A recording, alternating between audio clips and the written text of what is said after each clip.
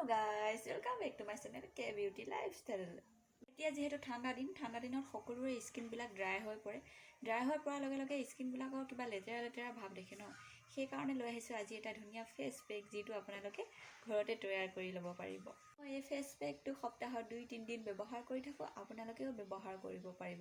তেনেহ'লে বলক ভিডিঅ'টো আৰম্ভ কৰোঁ। ভিডিঅ'টো আৰম্ভ কৰাৰ আগতে কথা এটা কওঁ, যদি মোৰ চেনেলটো প্ৰথমবাৰ চাইছে তেনেহ'লে লাইক, কমেণ্ট, শ্বেয়াৰ আৰু ছাবস্ক্ৰাইব কৰি দিবলৈ নাপাহৰিব।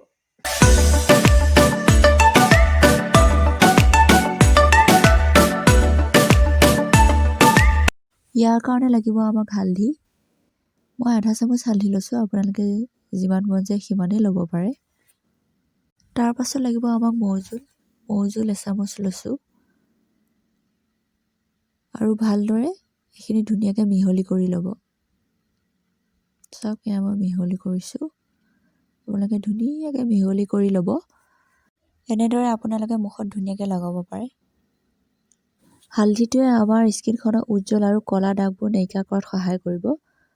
মৌজোলটো এইকাৰণেই ব্যৱহাৰ কৰিব যে মৌজোলটোৱে আপোনাৰ স্কিনখন ময়শ্চাৰাইজিং কৰাত আৰু যদি স্কিনখন ফাটিছে তেনেহ'লে ৰিংকলছ পৰিছে তেনেহ'লে মৌজোলটো ব্যৱহাৰ কৰিব।